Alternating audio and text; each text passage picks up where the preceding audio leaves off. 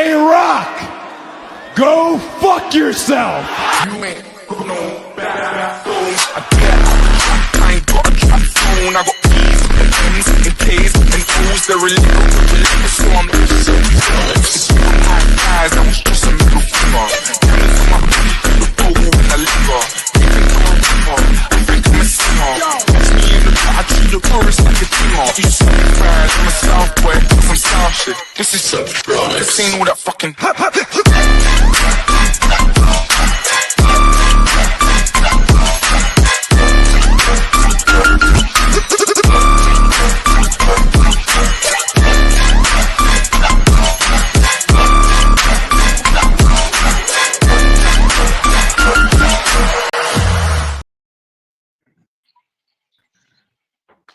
Yeet. Yeet. So How y'all we are. doing? We're doing good, man. It's been a couple weeks. It has. I was gonna say we got a packed show, bro. We got Robbie Idol coming back. He's gonna talk to us about his new book.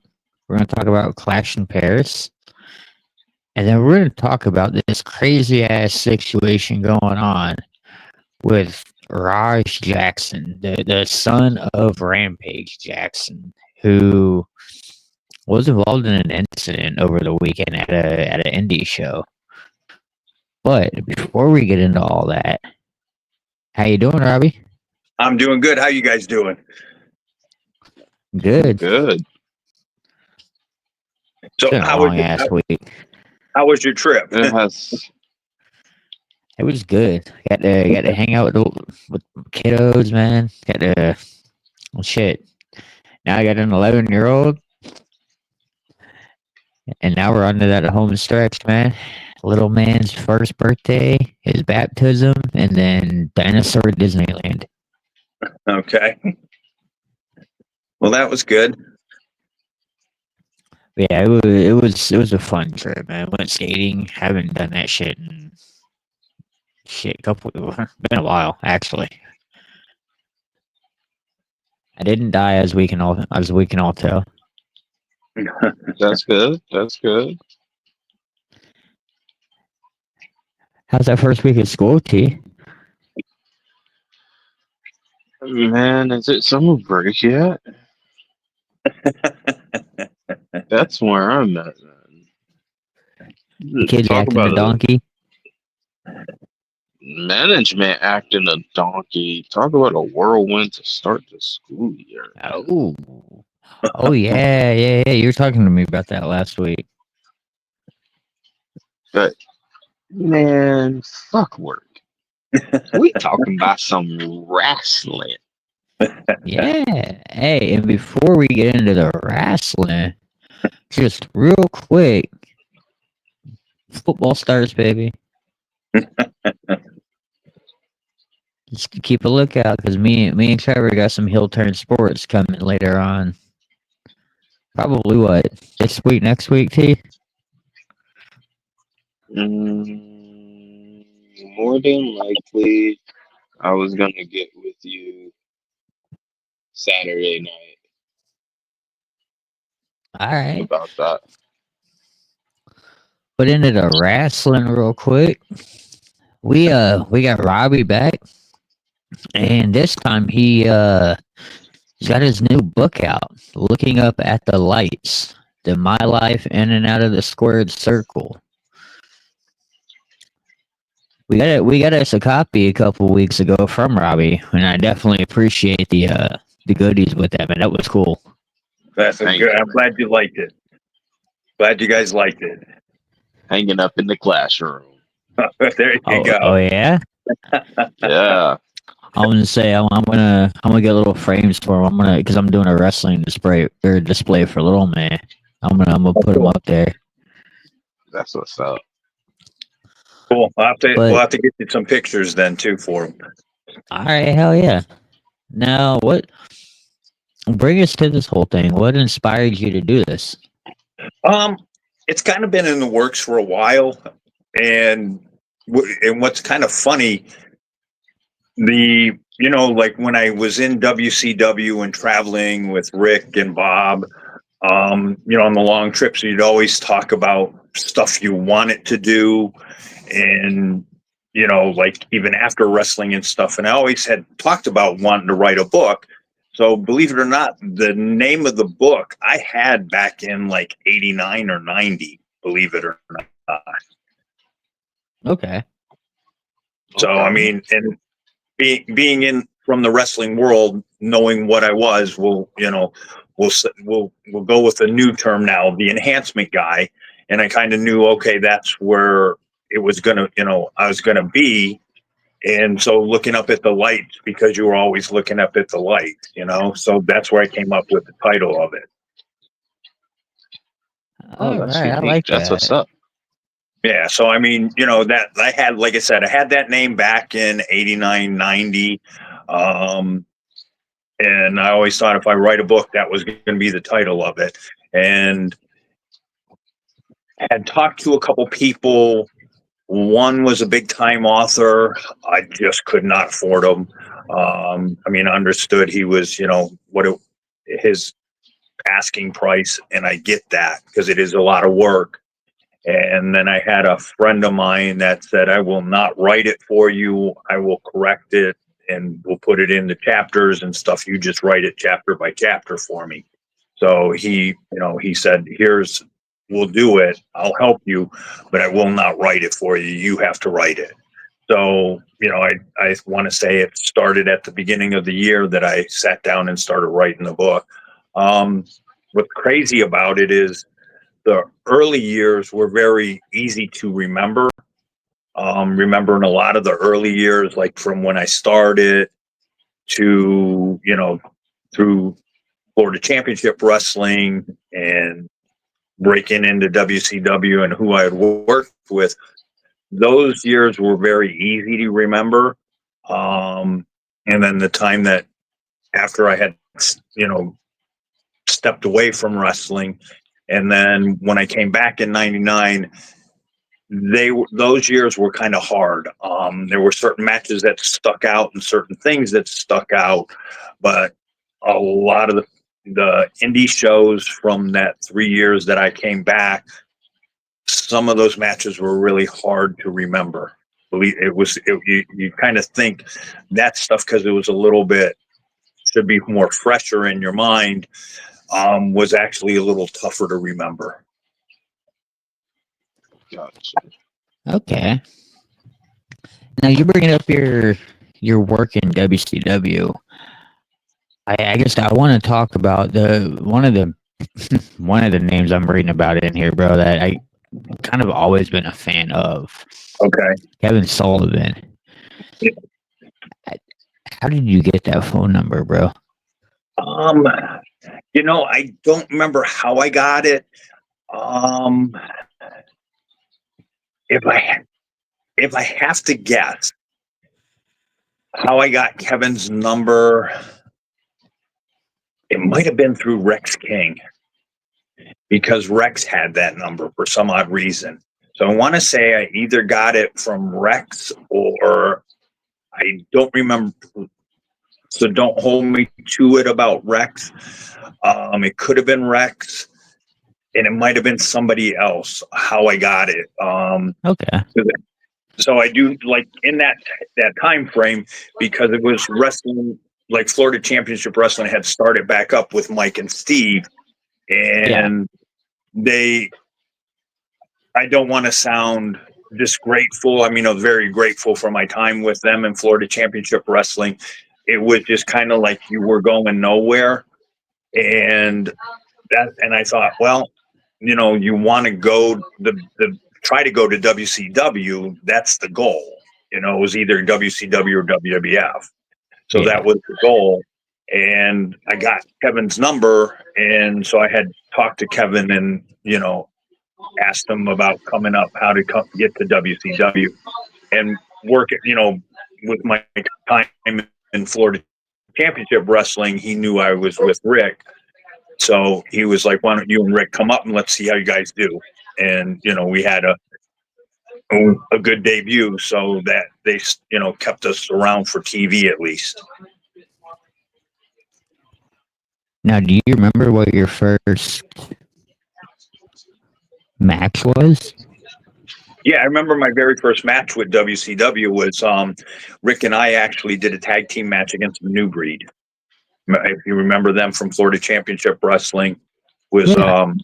was Chris Champion and Sean Royal, and we got to work them, and so it was fun because we knew them because we had worked with them in Florida Championship Wrestling when we were there and they were there. So Okay. I had with Kevin, I think we had a little bit more not pull, but he liked Rick and I, because we had worked a lot with him in Florida Championship Wrestling. And so when I had made the call, that's when he had brought us up. So, All right. but so I had a relationship with Kevin, and Rick had a relationship with him that we got, we worked a lot with him. Okay. I feel like with the events that happened with the whole Chris Benoit thing, I feel like Kevin Sullivan just kind of, not gonna say his name's kind of been blackballed, but it's like anybody that knows the story. But that being said, like that, dude, Kevin Sullivan, in my opinion, was probably one of my favorite. Like that, I don't know. It gave me that Vampiro essence originally. Yeah. I mean, he had a wrestling mind. He was like one of the bookers in Florida Championship Wrestling, I think, after Eddie had passed away. Okay. So he was one of the bookers, and he was one of the bookers in WCW. So he was there with the Benoit thing, him and the Benoit thing. I was gone by then. So that, I had heard about it, but I was gone from at that time when that happened. So I never really worked with Benoit. He came in after I was gone. Alrighty. And then, kind of, you're talking about your comeback. We know you had your comeback match a couple months ago. Update us on the on everything with TWA. How'd everything go? It went well. It was, what was crazy was the comeback match, that another comeback match. we're gonna say this, and we're gonna be realistic. I mean, the match went well. Watching it on film and stuff, I can tell, we definitely know my better days are way behind me. So I know that I'm running fumes, and like if I do anything else, it definitely is another, street fight, hardcore match, something along those lines. And that's about, if I've got, let's say, 2 more matches in me, that may be pushing it. There should be I may have 1 more for sure. But I can tell I'm running on fumes. I mean, my better days are way behind me, and I admit that. And I mean, sometimes Fair we point. have to Fair admit point. stuff like that. Yeah, And that's I hard. mean, yeah. I think but the harder part is just like watching and going, wow, my better days are behind me. Knowing you just don't have what you used to have. We should get a Robbie Idol retirement or a farewell tour the way we're getting a John Cena one. That'd be cool. I'd appreciate that. So Around Central Florida would be dope. A pull up.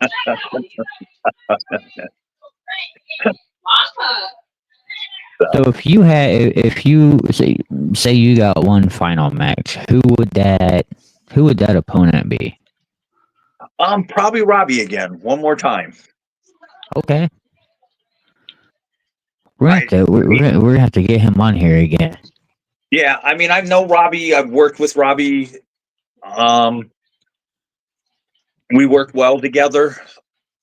So He'd probably, I'd say probably Robbie again. I just don't, if I had to pick somebody else, God, the guys that I'd pick, they're just done. They're just done. Like, I mean, I would have, definitely. What would have been cool would be say Rick Ryder.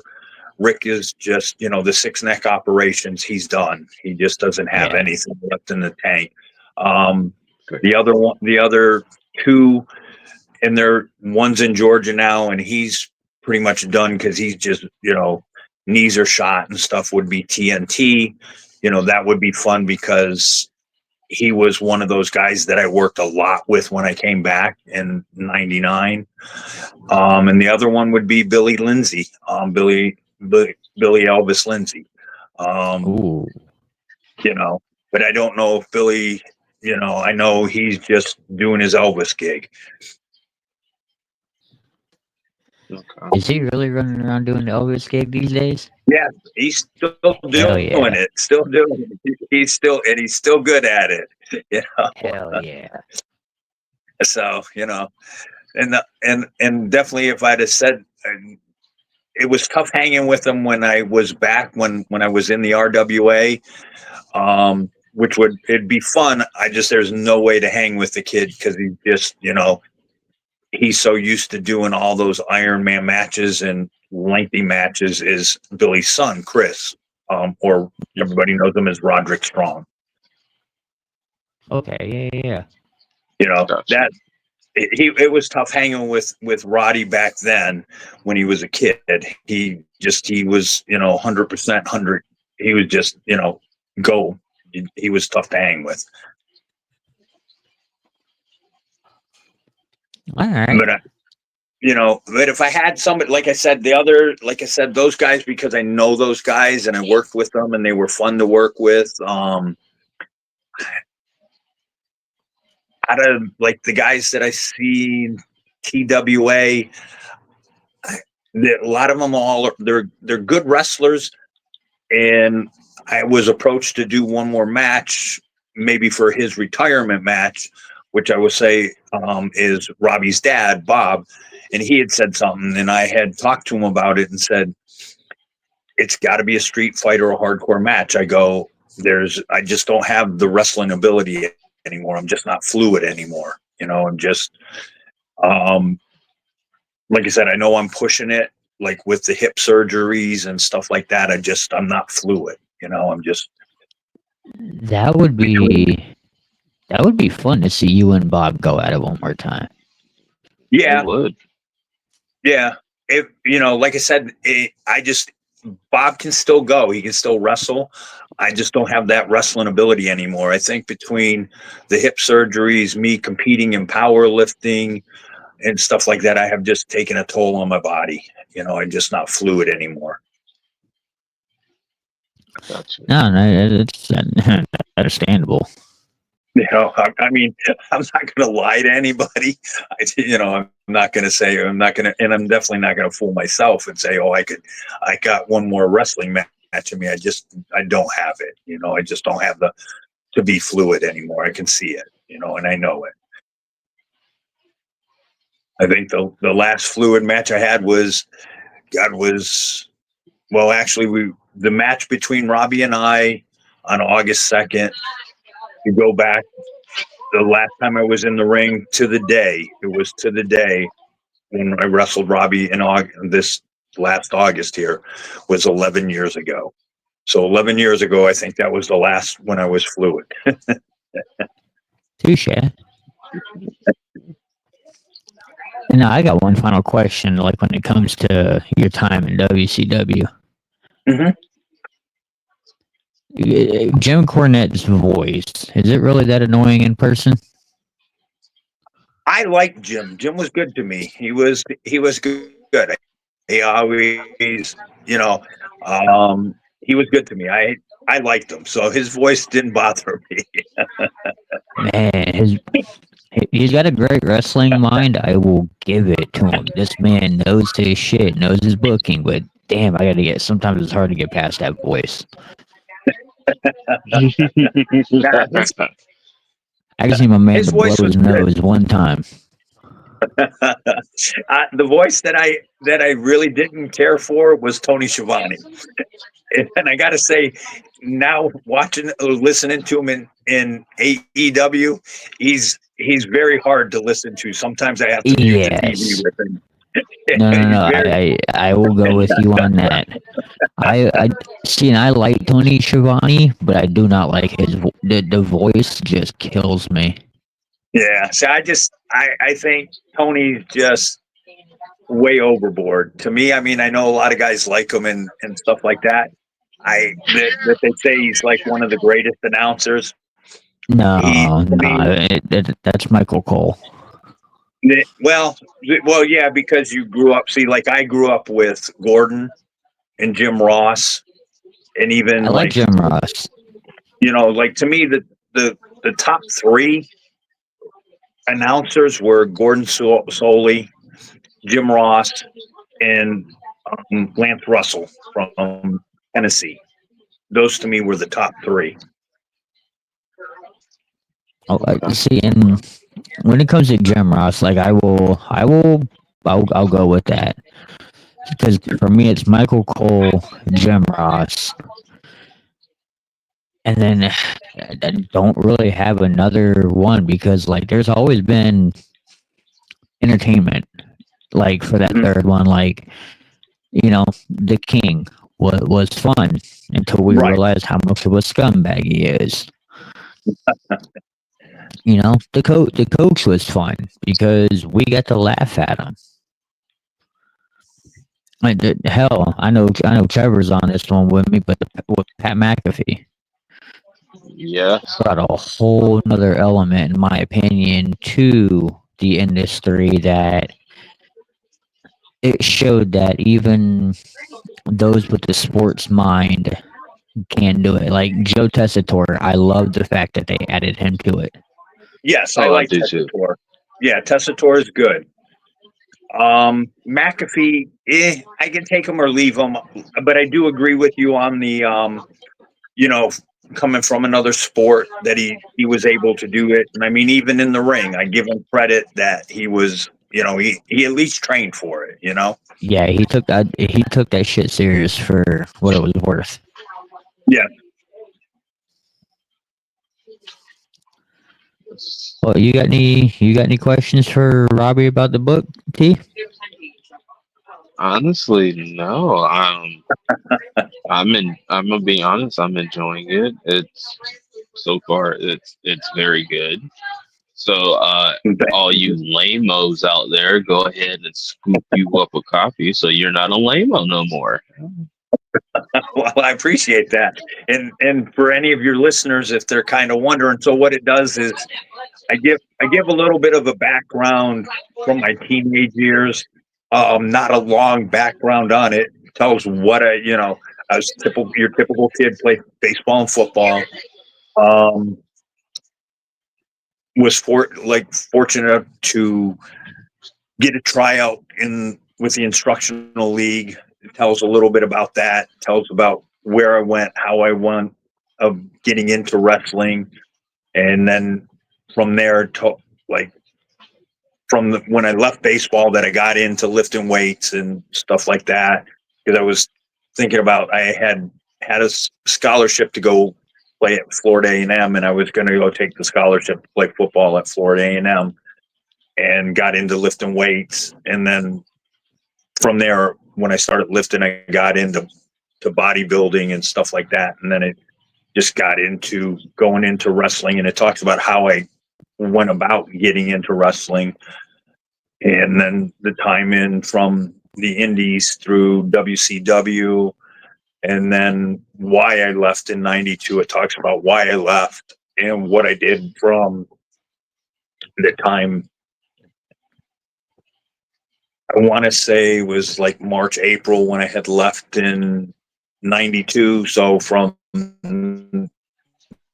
it talks about what was taking place in there and then talks about me coming back into wrestling in 99 and how I reinvented myself through the help of Billy Lindsay and Tim Wirtz and through their and that organization and trying to get to ECW and stuff like that. And then talks about after, I left from RWA in 2001 and what I did, and, a few times back in the ring, and just what I did after from wrestling and stuff like that. So that's what the book is. I've gotten everybody that has read it, I've gotten good feedback, said it was, they enjoyed it. They I talk about what it took for me to get there. I exposed a lot of things on my half, what I did to get there, stuff I did in the business to be that entertainer, try to get to the top and stuff like that. So just it tells a kind of story about me and stuff like that. But like I said, I've gotten good feedback from everybody that has read it. So like I said, I gave away 90% of my stuff in there. The only thing we really left out, and it was more of a respect factor for my wife, that we didn't, because it was basically like being a rock star. The stories everybody hears about, the drugs, the women, everything like that. The only thing we left out was the women, and that was a respect factor for my wife. Oh, well, yeah. I mean, in my opinion, if you know, you know. Right. And I mean, and if you knew wrestling in the early days, you know it was there. Right. And my wife is a saint, and we had talked about it, and she was like, you can put it in. She knew. I can fortunately say I've never cheated on my wife, so but she was like, she goes, I know about those and stuff like that, and you could have put it in, but again, out of the respect factor for her, I did not. But Well, I think sometimes the entire curtain don't need to be pulled back. Right. And like I said, I think 90% of it, I exposed a lot about myself. Like I said, like what it took for me to be there. The lengths that I went to get to where I was. So I showed what I did to get to where I was, where some guys might not have done what I did to get there. I mean, I can honestly, so, it'll, if you want to know, you have to get the book, but it's, Right. Some people will say, wow, I can't believe you would do that. But some of us want it. We'll go to any lengths. We'll make any deals to get where you want to be, and I talk about, yes, I wanted to be truthful, wanted to be one of the next superstars there was. In my mind, when Rick said, hey, I'll train you how to wrestle, I honestly thought I was the next big thing coming out of there, till you hit there, then you found out, where you were. So, but, everybody can say what they want to say, whatever, but I was a big part of WCW as far as the enhancement guys. I was there week in, week out, and they used, me, Rick, and Bob were a big part of that. And they used us, regularly on shows and house shows and stuff where, the guy down the street can't say that, Right. And you would see guys, one and done. They just, they come in and they just didn't have it. And, it's like anything else. It's a business. It's a tough business. We've all played sports. We all done something that's competitive, and you just have to shine every time you go out there, Oh yeah, and I mean, like you said, you guys were a big part of what was WCW's enhancement talent, and what people really want to admit it or not, that kind of holds a lot more weight in a way than being one of the big name guys because the big names fade. You see what the big name, you hear about the corruption that some of the top names, Hogan, have gone through to get to where they are. Right. Well, I mean, you would hear you hear, but you hear about stuff, and I mean, like okay, like Hogan, you hear bad stuff about Flair, you hear stuff about Oh yeah. Luger, you hear stuff, and I mean, I I only met Hogan once. I have nothing bad to say about him because he was a good guy to me.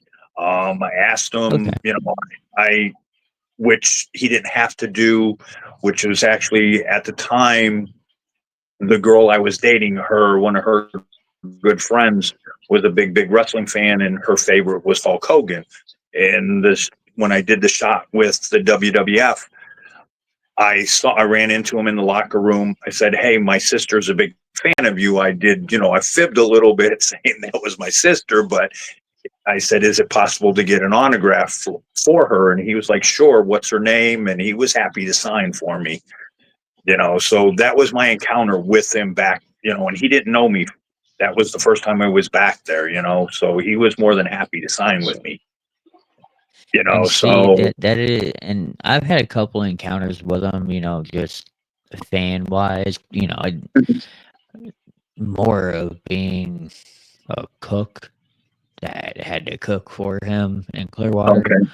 Mhm. Um, but a few of the just a few of the stories that I have heard is if you are in the business, he'll do everything to bury you. If you're not in the business, he will do everything to raise you to the top because he believes you're gonna you associate him with Hulkamania. You are a Hulkamaniac, and that the ego. I don't know how far Mhm. that goes. I can just say, like in my encounters with him personally, nothing bad. Right. A fan of the character Hogan, great. The man portraying it, everybody knows how I feel. I don't think I have to go into detail. But you can say that. I mean, if we all know good or bad, no matter what, and I'm taking a shot at you or anything, because Yeah, we've all probably been in that position. Is you can be the nicest guy, and we all have skeletons in our closet and stuff, but there's just people that are not going to like you. I mean, um, absolutely. and it is funny. So I like not being a top guy. I didn't, you hear a lot of it like, oh, Flair would bury you. This guy would bury you. This guy would bury you. I remember a little bit, you know, when a few times, I mean, I remember getting some dirty looks from Brian Pillman. Like, they were kind of pushing Pillman at that time. And, we were regulars, but we were just, the enhancement talent. So they really weren't pushing us, but yes, we were there all the time. And I remember, Pillman giving us a few dirty looks and stuff like that. Like, like, okay, you're going to take my spot or something like that. And I mean, but, you weren't kind of pushed for that. So you kind of saw it with certain guys. And I guess he was kind of one of those young and, they were pushing him in the beginning, so him being one of those talents thinking, okay, these guys are coming to take my place. And I mean, yes, if you'd have got, you had the chance to it, I guess, yes, I would have took your place, but that was, never pushed that way. So, you just were there to Okay. do your job. Right. You Okay. like, I mean, it talks about it in the book, but I knew at a certain point in what had happened in there that, okay, this is what I'm going to be, this is as far, that being the big star it's not there. so I knew Yeah. that. But I mean, it talks about it in the book, and you kind of realized it, but you were like, okay, cool. I'm still wrestling on a regular basis. I don't have to have a regular job. This is my regular job. So that was, you Right. just accepted it and you said, okay, this is who I am, and I'll be one of the best at it as it, this is, I will be one of the top guys. I'll be one of the best at this, and you took your stardom on the indies. So, you were happy with that. And in my opinion, there's nothing wrong with it either. Because again, you can't have a top guy without the enhancement guys. Right. And I mean, at that period of time, that was what it was, So, I mean, you guys had more of a job making them look good than they had a job of. I don't know. I've heard stories of some of the top guys not really knowing how to wrestle. They just had the perfect way to politic. And I don't yeah, want to throw names. I've heard that too. And I mean, like I remember watching one of in the Hall of Fames and Stan Hansen Hmm. talking and him, like actually, cause he had used in the thing, and you probably remember it maybe or whatever, talking about like the jobbers, and he goes, he even admitted, he said half the time those guys were better than us.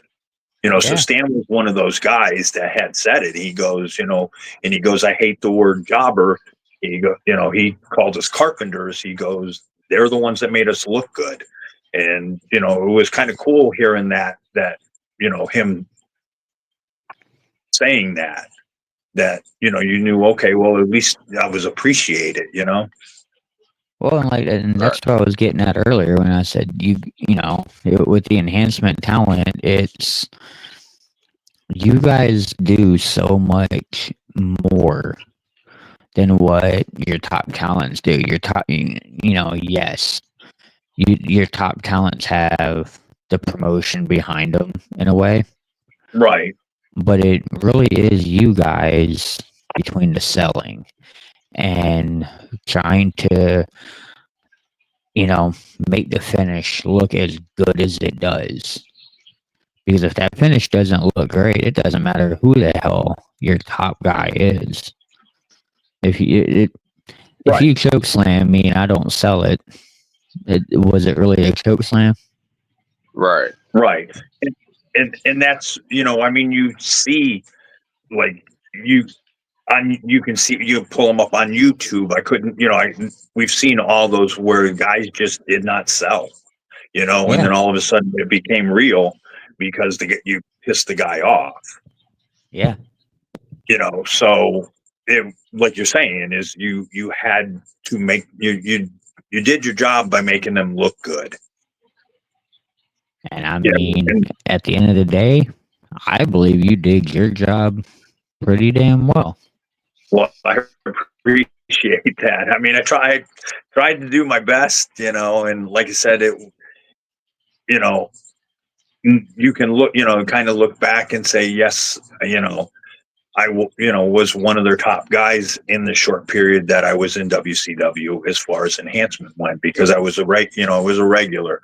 And it's funny, like one of the cards from the Legends game, when I had signed with them and talking to the guy I had signed with, he talks to like people from the game and stuff like that, and he brings my name up because we've gotten to be friends, and he goes, you'd be surprised how many people remember you.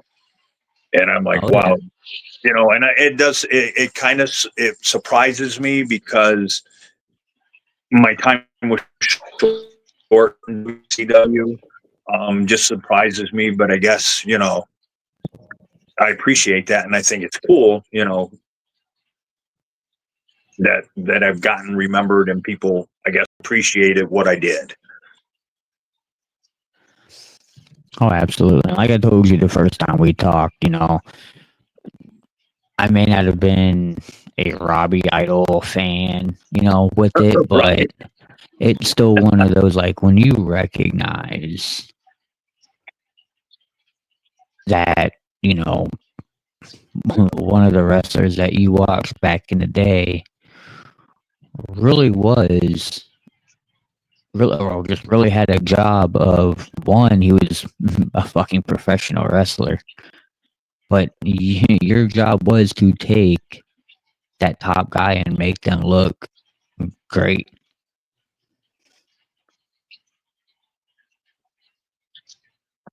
Beautiful. Yeah, and I mean, then that's, you know, you learned it, and you got to, you know, when the guy said you did a good job in the back and stuff. I mean, that's, you know, you knew you did your job. You know, as long as, you know, you didn't have anybody coming up and giving you shit about matches and stuff. I think, you know, might have, and I'm probably have forgot. I didn't put it in the book. I didn't remember it at the time. I don't remember what match it was, but it threw forearms in the back to their back or whatever.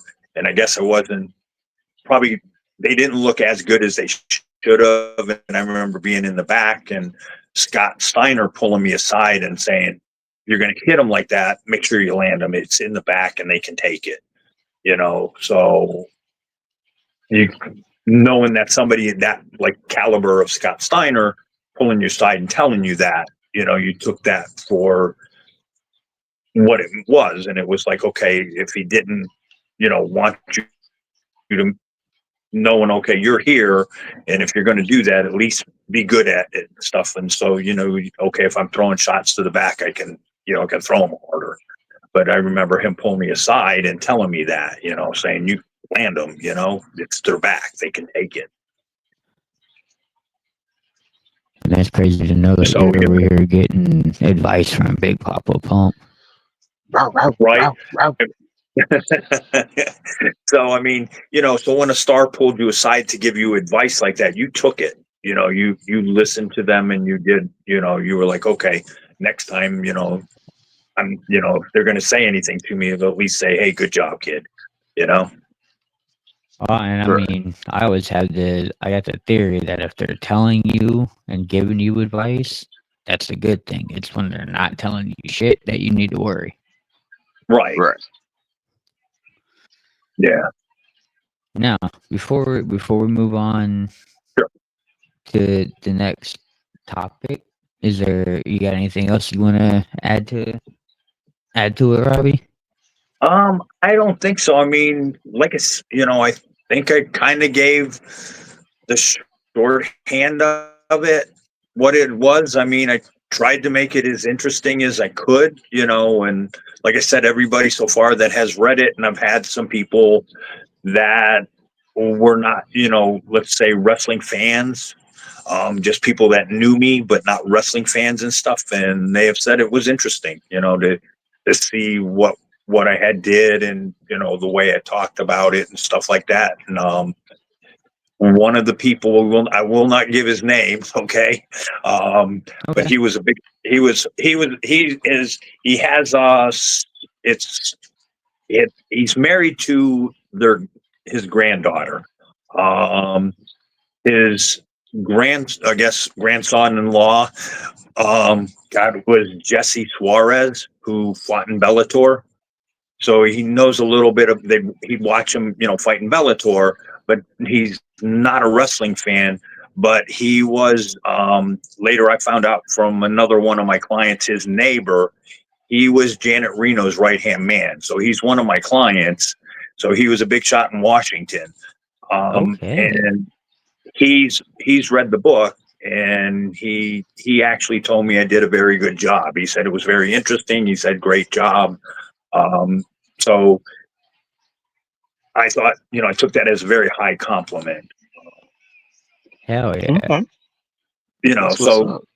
yeah, so you know, coming from somebody that not a wrestling fan, but who in their own right was somebody very important, special, and stuff like that, to get a compliment from him, and then the author that we had about that I could not afford. He got a copy and he read it, and he said, "Great book. Loved all the inside stuff and stuff like that. He sang my praises, which another took, as a compliment. It was a very big compliment from him also. And his name is Scott. So to me, that was, hearing the feedback from two of those people, was that. And then, my friends, that had watched me wrestle and stuff like that and watched, kind of went through the journey with me and everything.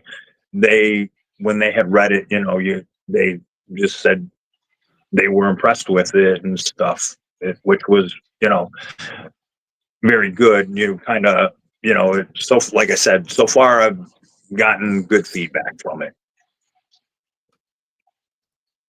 Hell yeah! And I was gonna say, so far with what I read, I'm on what, chapter 4, 5. Right. Yeah, 5. Okay. That. So far, I'm loving it. Okay. Good. Good.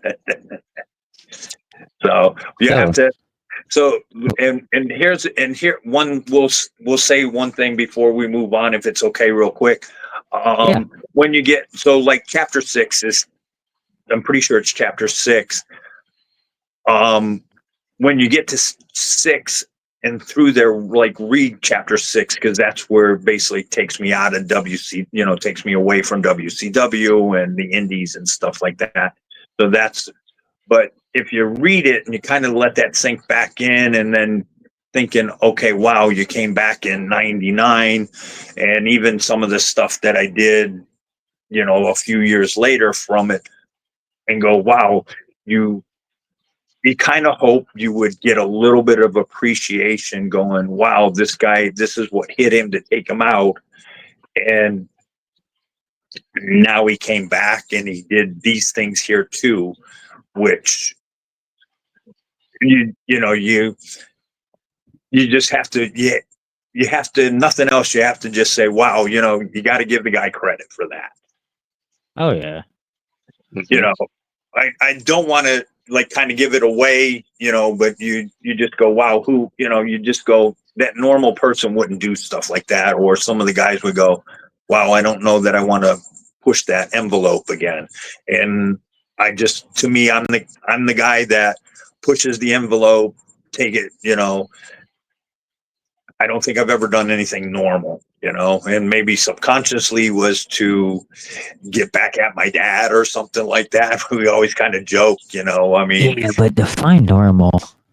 right? So, which, because we'll just, it doesn't have anything to pertain to the book or anything, but like, I guess maybe some of the listeners can relate to this.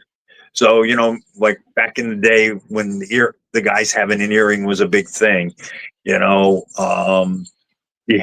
had the one earring, and I remember going to Thanksgiving at my dad and his wife's, and him seeing the earring and him making the comment, he go to, her family going, it's hell knowing your only son's an Avon lady. Like 3 days later, I went back and I had 3 in each ear. And then, a few years later, we had 9 in each ear. And when he saw the 9 in each ear, that was not, he just walked away, and all you could hear was him swearing. That was it, So I think I kind of did stuff subconsciously to kind of push that envelope with my dad, and it just kind of, just pushed him, So, yeah. And one last thing, and I remember like years later, I had the 9 earrings. I'd had 3 nose rings on one side of my nose, 2 nose rings on the other, the long hair, the tattoos, and was wrestling in the indies and running my business. And my dad would look at me and go, people actually let you in their fucking house looking like that? And I'm like, my clients love me. He did not like that answer. So I think I kind of, when I did some of that stuff, I think subconsciously it was just kind of to piss him off, Hell yeah. Well, I appreciate you let me do this with you guys and talk some about the book. I really appreciate you guys pushing it for me. Oh, absolutely, man. You know, so I greatly appreciate that. Oh, and absolutely. Yes, And again, sir. if you want to know more, or if you're interested in getting a hold of the book, message Robbie, and he can direct you. Like he said, 90% of his inventory, he's been giving these things out, man. He's wanting to tell his story, and all he needs is people to read it. Right. People interested in reading it, actually. Well, but because anybody can read it, and not everybody can comprehend it. Right. Now, That part. moving forward, this weekend we got an international ass whooping going on over in Paris. Man, there's a lot of national ass whoopings going on if you want to be technical on Saturday, but you're not wrong. You're not wrong. So Yeah, I have we got college football back. right. Well, I have a question for you guys, and I want to get your opinion. Okay. Okay. So it was on Monday Night Raw, and it was in Ozzy's hometown, and Becky Lynch making her comment. What was your thoughts on that? Cheap Heat. Okay. Tell me you're not a dollar store heel. Because that's got to be the easiest thing, you know. And come on, you're doing it to Ozzy of all people. Right. Fair enough. Fair enough. Like I guess the fact that you were kind of in that hometown and all, but come on, like it was just I don't know, it just felt really cheap. Yeah. And crazy that you brought that up because I want to talk about this. She's defending Becky Lynch is defending her Intercontinental title against Nikki Bella.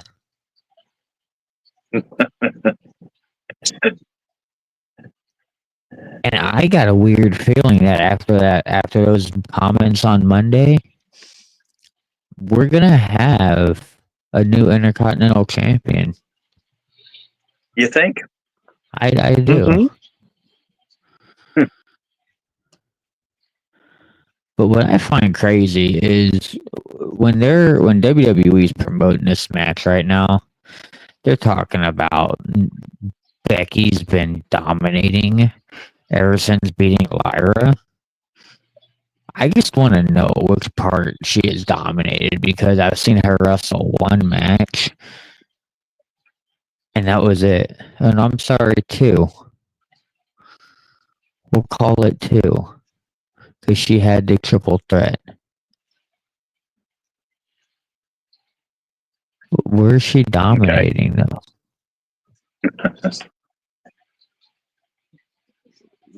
Good point. Good point. Not sure, boss. I thought Becky winning an IC title was gonna kind of elevate it with Lyra losing it and shit. But I it remember really that hasn't. conversation. It It hasn't. just it really has just made it just as stagnant. So I'm hoping with them giving this to Nikki Bella, I really do hope that it pushes this title to where it needs to be. Because I'm not a Nikki Bella fan, but she Right. she tends to make shit interesting. Fair enough. Yeah. Yeah. I guess you never say never. I was kind of surprised to see her come back, though. Yeah, I was too.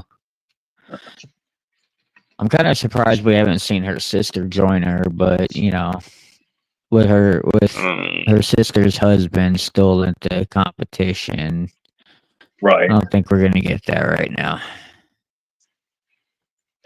Yeah, but Fair. I mean, I haven't been watching much of AEW, but it has Daniel Bryan. I mean, I saw him make an appearance in one of the big pay-per-views, but that was about all I seen of him. Yeah, I'd seen he'd made an appearance at their pay per view. What was it, like All In or something? I think so. Yeah. And I'd seen he was on commentary, and as soon as Moxley and all of them came out, he had just left. Okay. So I feel like he can't wrestle right now. He's back on that, Okay. but I feel like it's just I don't know. There's got to be there's a bad taste or something somewhere. Right. Just something Gotcha, isn't sitting right. I am glad to see though that they finally did away with having that man as a champion though. At least we have a new AEW champion. Maybe it'll make it worth watching again.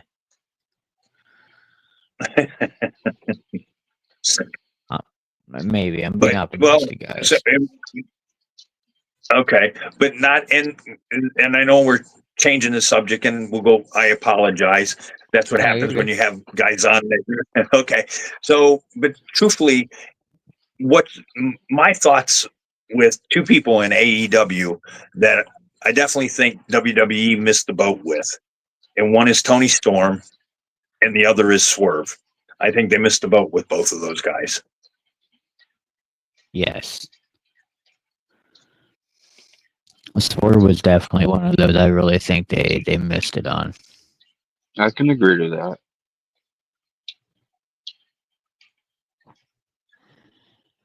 Now,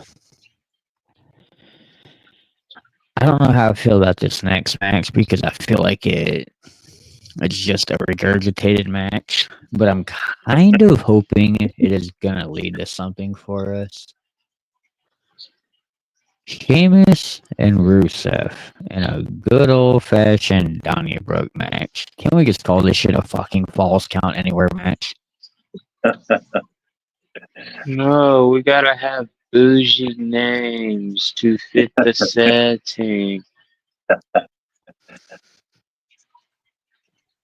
So, this right here is enough to put anybody to sleep. If you have insomnia, fear not. Just put on Sheamus and Rusev and you'll be cured. I hope I'm this not lead. gonna lie. I hope this leads to a League of Nation thing.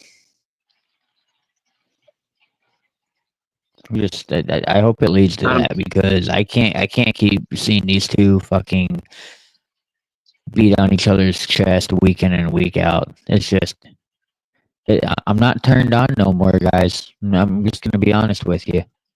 Yeah. Gorilla. Yeah, it's not doing it for me no more. Realistically, based off this exhausting 10-year week that's been happening, I'm pretty sure when that match comes on, that's gonna be the end of the Saturday for me. And then I'm gonna have to be like, damn, where the fuck did the weekend go? This man said the 10-year week. Bro, you mean to tell me this weekend felt like 10 years? I mean, Maybe that's just okay, because it's so like I was feature off on life. Monday. Okay. Monday, but we drove back from Alabama, and then we went right into work. It it does feel like a long week already. I definitely know where you're at with it. I can't believe it's not already Friday. Yeah. And then And I know I'm Raw throwing off our Monday schedule. being at like 3 p.m. What? Yeah, yeah, that was. I was still at work trying to comprehend life, and I was like, I'm gonna just watch that when I get home. That's what we did, man. We got home, and I was like, we were just sitting here for a second, and I'm like, oh shit, Raw's on, and it was like 7 o'clock. I was like, cool. It was over by 8:30, 9 o'clock. We were able to go to bed. It was weird. It was nice. I kind of dig it. Felt nice to go Now, to bed at a decent time. this is the match I'm kind of excited to see. We Is this got the your Shula Fala? yeah, I was gonna say we got your tribal chief against your tribal thief. The Ula Fala versus the Shula Fala. That's too many tribal and shoe and thief, and that's too many words. Especially when you're like me who slackened this week and did not have his Debbie energy. Yeah. So, how many of us thought it was an entertaining history lesson about Samoans on Monday? Like we haven't been, getting a history lesson for the last 5 years. Listen, when they sat there and they said that, I was like, "Oh, you're finally actually educating the youth because didn't nobody know that?" He said, "I'm the Samoan that your father and grandfather warned you about." Ah! This motherfucker said, "Wait, you mean to tell me you're Samoan? Yeah, that means your ass belongs to me." I was like, "God damn, bro." Gonna say, "Oh, y'all having fun cutting these promos. This is He, gorgeous." he said, "You bring your ass down here and give me my damn shoes back and acknowledge me." Listen, this match, this match right here, This is a Loki. banger. I'm okay if this is the main event. This match, this match. That's all I can say. 'Cause you see, broken record over here. Nah, Low key waiting nah. on my Taco Hell. This match right here is gonna be a banger, bro. And you gotta put this motherfucker on after Rusev and Sheamus because the Can I people that be follow us. honest? Can I be so honest? What's up? Because I'm not allowed to skip the match. Fuck them first 30, 45 minutes. Go ahead and put Sheamus and Rusev on to open the show. We'll come back on match two, and you can kick off with it being the tribal thief versus the tribal chief, and maybe even throw in Paul Heyman. So then that way it's the tribal queef, and then we can just go ahead and have this one big old family reunion in the damn ring. Big old tribal circle dirt. But I ain't gonna lie, man. Like this match right here, I'm quietly looking forward to because I really want to see how they're about to elevate this shit because this ain't over. You know damn well this ain't over. This is just the beginning. So You're for me, I got it. I see it kind of rolling into a series of events, you mean like a and Survivor Series War Games bullshit? almost. But you're about to see Seth Rollins crash the fuck out, bro. Because hear me out, Braun Breaker lost.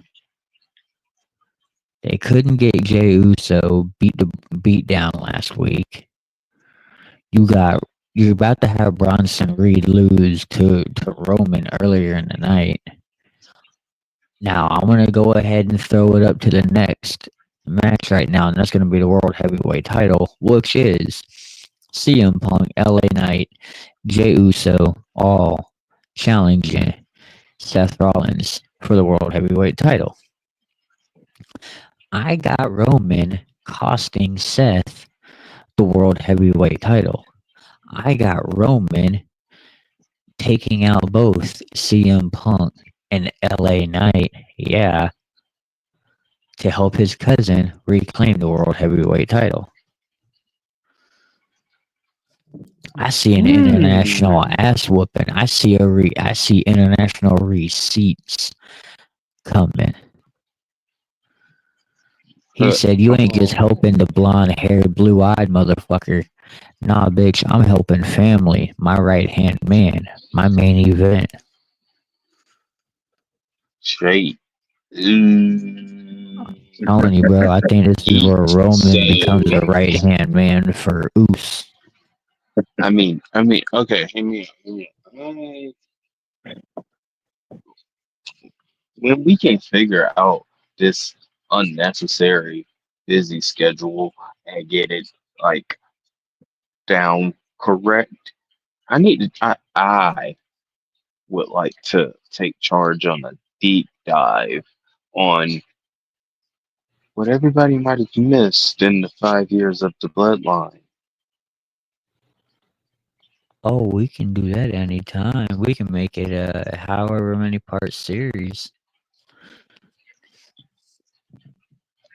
Because I Because know where you're going with it. yep, I'm pretty sure I done said it like quite a few times before. Oh yeah. Also, point your boy into the local heating pad because his back is killing him.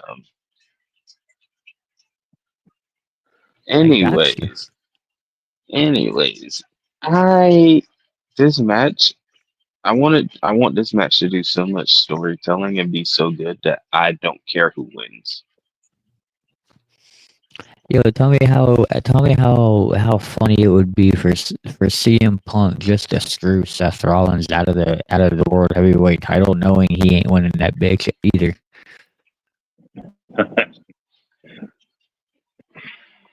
But do you think so? Throw something else So in, and Roman helping Jay. What or Jimmy? What do you think, Jake? Maybe them reforming the bloodline and having Jay in there too. I could see that, but right now, I could see it, but I think it has a lot to do with this baby Oos. I just think, and I just gotta say, I think it's wild too that you finally wanted to break the ice that Naomi is a member of the bloodline by telling me that she's pregnant with a new member of the bloodline. Come on, way to make Kevin Owens crash out. man. I don't know. To answer your question, that would be interesting. It would be fun to see another, kind of a reincarnation of the bloodline. But there's that part of me that we need a new bloodline. We can't keep throwing Sammy in there as a token white guy. Right. Can we throw Jacob Fatu in the motherfucker? Yeah, he would. That would make better sense than having hit. Get all three Fatus and Roman on one team. Right. I think both one of those general managers would have a stroke. You think they both Y- wouldn't? I mean, if you look at how they used to make Teddy Long basically always have a medical emergency every other week because of overbooking the damn Undertaker. Yeah, you're right. You're right. I can see Nick Aldis or fucking Adam Pierce being like, look, it's my turn for a vacation. You had a week off. Choke slam me through the table. And what looks to be our main event is going to probably be the most entertaining match of the entire night. You got the never seen before 17 John Cena taking on the Maverick Logan Paul. And what is supposed to be what many people are trying to call the passing of the torch. Are we?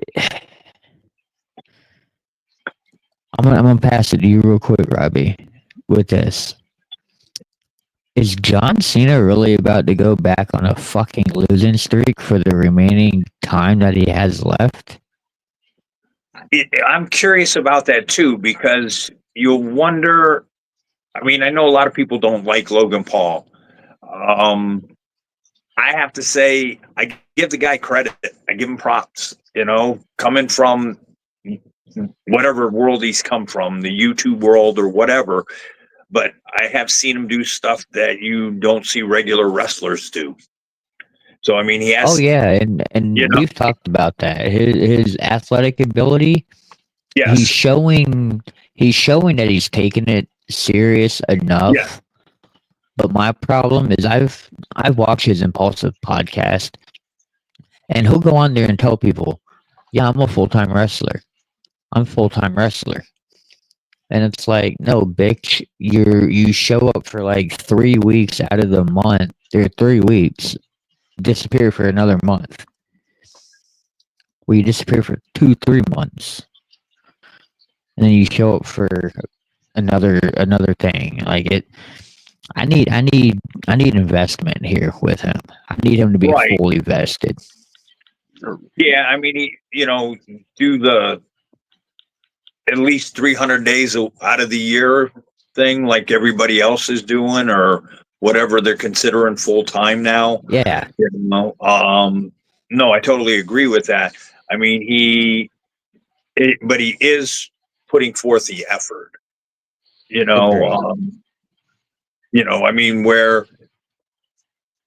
and as much as it kind of pained me to see Jelly Roll in there, but the same thing, you had to give him his credit because he did at least go and work out, and try to be good at it, or decent.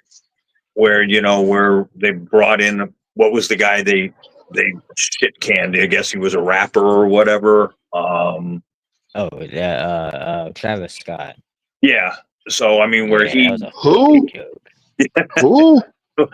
where he put forth no effort, so you have to say, okay, at least Jelly Roll put forth an effort, and Logan Paul is definitely putting forth an effort. But I understand what you're saying is you're you you're here for X amount of weeks and then you're gone for X amount of weeks. Yeah, you want to, if you're going to say I'm a full-time wrestler, you definitely want to see him being, doing the schedule, whatever their schedule is now, because I know they have tried to give them, some time more, a little bit more time off this, say from injuries and stuff like that. But it is, I am curious to see, that how they're, what that ending's going to be like.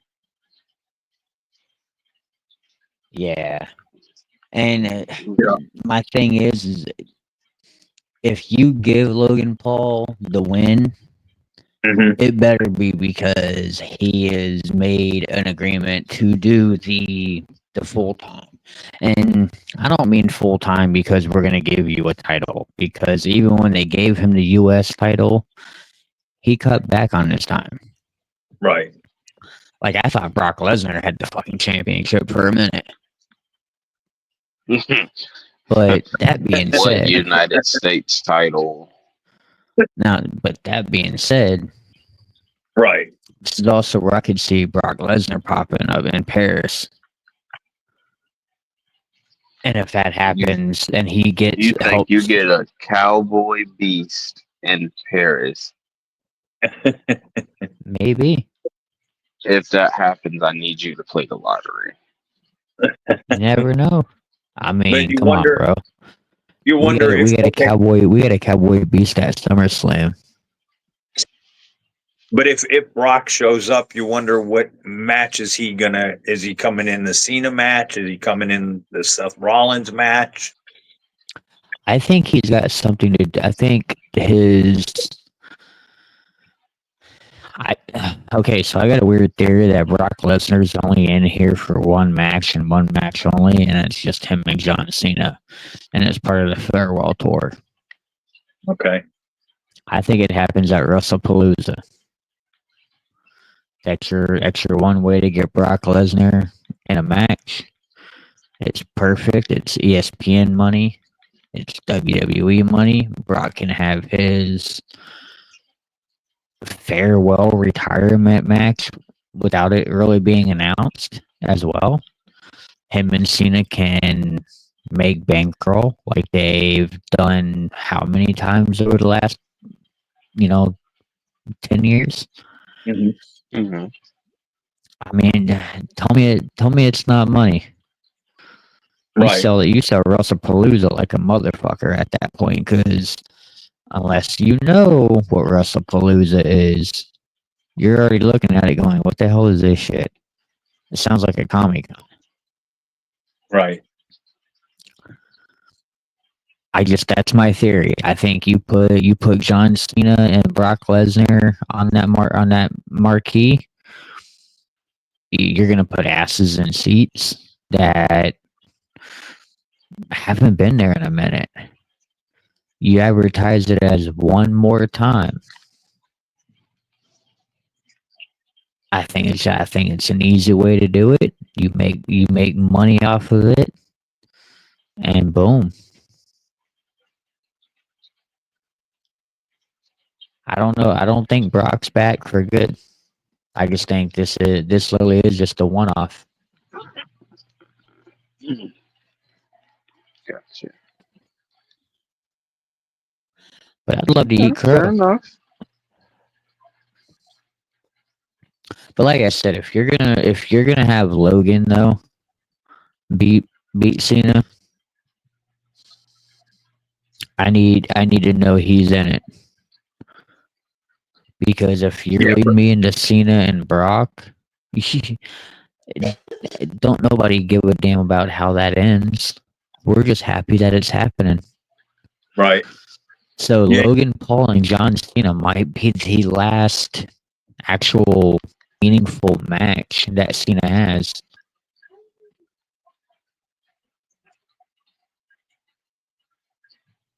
But you definitely want to know Logan's in it for the long haul. Yeah, I just need to know hands Logan's down. in it for real. Yeah. All right, so before we end this show, I just want to talk this one thing. I want to get your input. Actually, I want to get both of your guys' inputs on this. Over the weekend, Rampage Jackson's son Raja was involved in an incident at a local indie promotion. Little backstory: one of the wrestlers, I believe his name was Psycho Stu, Psycho Stu or Psycho Yeah, Stu, Psycho Sid. Yeah. Psycho Stu. Psycho Stu. Okay. So I know there was an event going on, like a cookout or something earlier in the day. The guy Stu had hit Raja Jackson in the head with like a beer can or something, thinking it was another wrestler, thinking they were gonna sell it. From the reports I read, Raja didn't sell it. Things got heated momentarily. They cooled down. Apologies happened. And then, as this event happened, out of nowhere, unprovoked, Rajay Jackson hopped in there and absolutely just, I'm going to say it, beat the living fuck out of this guy. To a point that he just woke up, 3 days later? Yeah. After it. And now I'm just gonna say, like, Rampage is probably one of my favorite UFC fighters. I don't give a damn that your kid got a concussion 3 days ago. If that's the case, he put himself in the wrong position. Just my opinion. Now, had that been the thing, maybe you should have left. I don't know. Maybe don't these guys walk around with an entourage? Like you would think, right? Security Right. team, something. Yeah. Did Typically. nobody see this? See what the signs? I mean, if I'm just gonna put it out there, like Trevor, if you ended up with a concussion one day from say you got hit in the head with a basketball, I don't know, bro, ended up with a little concussion. I'm gonna keep an eye on you. anytime we're around each other until I know you're out of that concussion protocol timeline. And 3 days ain't it. No, It can't be, not when you're using that as an excuse. And I've seen people talk about, get this guy, getting him for attempted murder and shit like that. I don't want to go that far because the dude is not dead. No. But I do believe he needs to be held accountable. Well, professional wrestler wise, Robbie, what were your thoughts on this whole thing? When in the beginning, I thought, like, I saw it came in like a couple days. It took for like 2 days to really see everything. So Okay. when I first saw it and I saw Psycho Sid hitting him with the thing, I thought, well, that was an asshole move to do, So I kind of blamed Stu in the beginning, but nothing was said that they had apologized. You could hear one of the guys saying he's not a worker.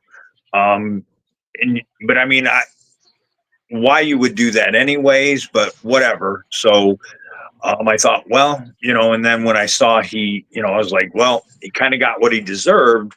But then knowing the next day they said, hey, everything, they apologized, this and that. Then it was like, okay, again, I'm with you because Rampage was one of my favorites in UFC. I'm thinking, but your kid's an asshole for doing this. If you have to know, it's 2025, wrestling's a work, and if you don't know that and you don't think, if you're kind of pissed off, and you could hear him on camera saying, I'm going to go fuck him up. You should have just left, dude, because the dude didn't. If he's thinking, okay, you're just going to come in, you're going to make him look good, I'll make you look good, whatever. And he just came in and just went, all out, where the dude didn't think he was, he just couldn't even protect himself. I mean, it just, so, he, why you would do that?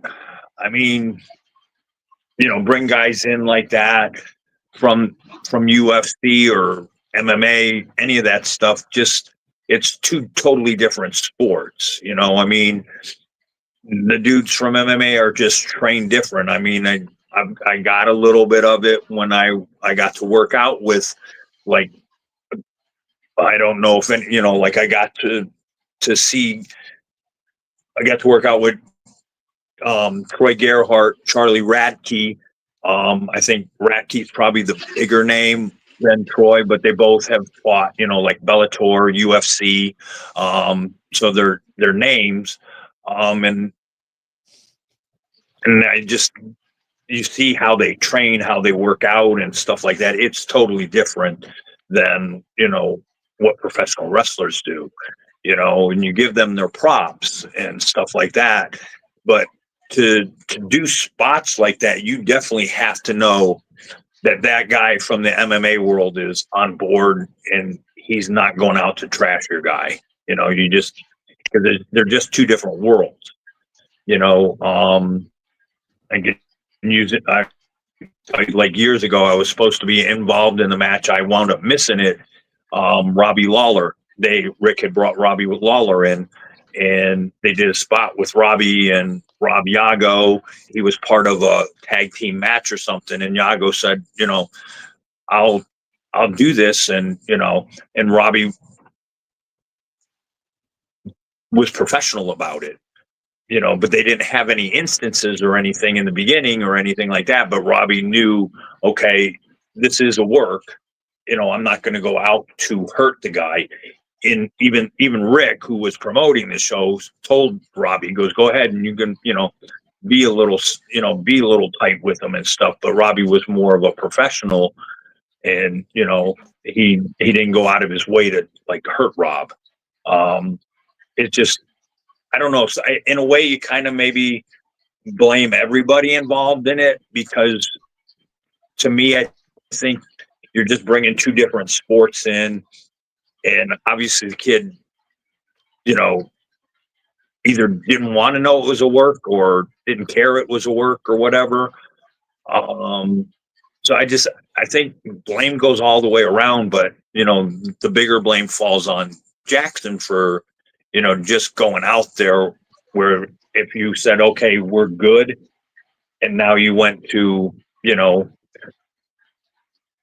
like they say in the business, give a receipt, but hell, that wasn't even a receipt. That was just all on assault.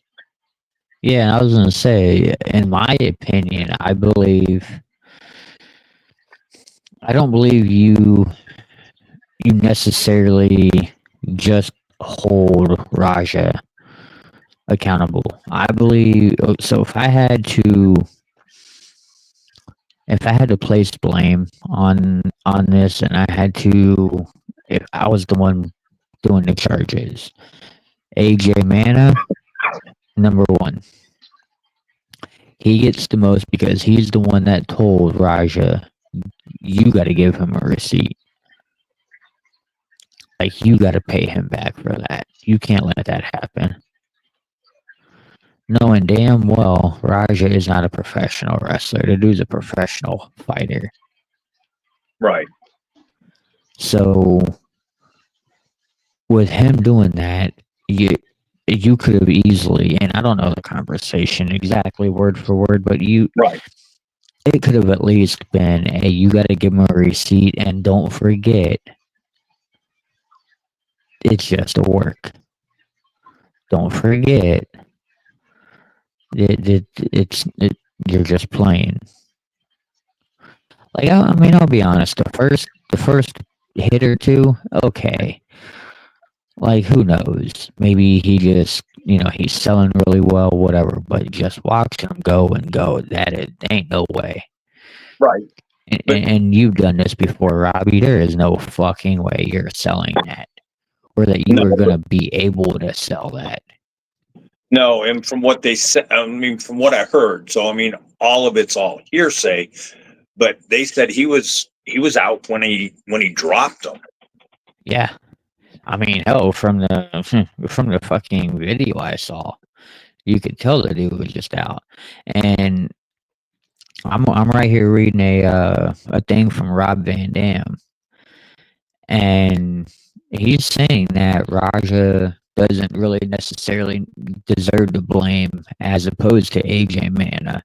And I believe in this because you're like we were both saying, you're bringing an MMA guy into a wrestling world. The guy he was even Raja even said it days before. A friend of mine's got this wrestling promotion that I'm going to go support, but I don't know shit about wrestling. At that point, that there should have been everything in the world that tells you he doesn't belong in the ring. Right. This is not the ring he belongs in. Right. And then, and I mean, I was going to say, and Raja talking about he had the symptoms of a concussion earlier in the day. I mean, in my opinion, that right there should have just, even if there was a plan or a story in the works that, Raja, they had done the proper training. Let's just hypothetically say they went that route. He had concussion symptoms that morning. That should have been put to a halt at that moment. right. Well, I mean, like I said, I think the blame goes all the way around. Like what you're saying, the man, but like I said, Stu kind of provoked it in the beginning, by doing that. The guy saying, "Oh, you got to give him a receipt." The blame even bring whoever's running the promotion to say, "Hey, let's do this," without like saying, "Hey, let's you know that there has to be somewhere that you can get together at some point before that show and say, hey, let's kind of run through this a little bit or whatever, knowing you're bringing somebody in from the MMA world that like you said, it's just totally too different. You know, you train in MMA, you're trained to take that guy out. Agreed. You know, it's, you know, in the wrestling world, you're trained to try to protect your opponent, yet make it look real without it being real. Yes, there are stuff that is going to be real, but your first thing is, okay, let me take care of my opponent, make sure I'm making him safe too. And MMA is just not that way. It's just you win, you know, you do what you got to do to win. And so without them doing any kind of training or anything like that, you know, I just think the blame goes to everybody that's involved. Agreed. You know, promoter, whoever brought him in, Psycho Stu, Jackson. It just, you know, it was just one of those unfortunate things. Yeah, I mean, I get it. You know, it's one of those things that shit happens, but this is one of those things that shouldn't have happened in this Right. situation.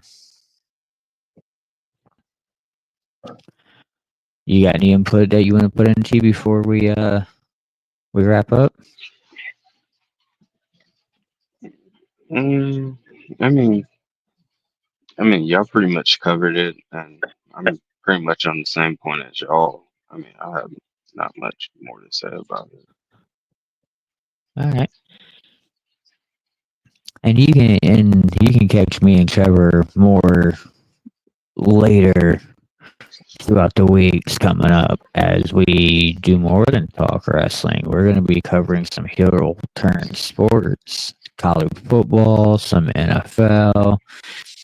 You better get your betting ready. You better get your fucking money right, and you better get your fantasy teams on check because we're gonna expose it all. So I have one question for you. So Yes, sir. now, do you guys cover the baseball playoffs? I think we might do that. All right. So if you do that, I want to be a guest on that because that was Okay. my background. If I can, here I am. Yeah. I'm inviting myself on your show. I apologize. Hey, no. Yeah, if we decide to cover the Major League play or the baseball playoffs, yeah, absolutely, you'll be on. Okay, cool. But you got anything you want to add, Trevor? Honestly, no. We're all good over here. All right. You got anything you want to add, Robbie? No, if buy my book. So it's I'm on Facebook. I'm on Instagram. So hopefully, if the book, I appreciate you guys. I thank you very much for having me on. And we'll definitely have to do lunch again one of these days soon. Oh, absolutely.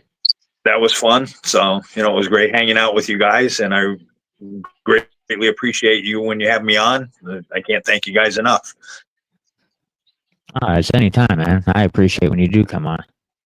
Well, thanks. And you can catch us each and every week on YouTube. We get new episodes dropping every Saturday. And you can also catch us this upcoming season streaming our college football gameplay and NFL gameplay as we do week by week simulations. And we take you on a joyride through both of our dynasty modes. Until then, I'm Lucian. This is the Anomaly Babyface. And we want to thank you again, Robbie, for coming on. And I want to thank you guys. Thank you guys very much. Anytime. And we have been Heel Turn Wrestling, where kayfabe, that shit's always a lie, but yeah, we're just going to break that shit down. You let the real gorilla out.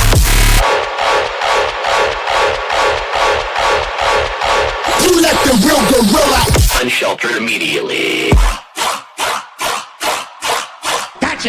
Whisper words on the heart as I'm holding close. Keep a shelter from the dark, oh my love, oh my love. Hold your breath and guide me. Wait a minute, get it how you live it. 10 toes in when we standing on business.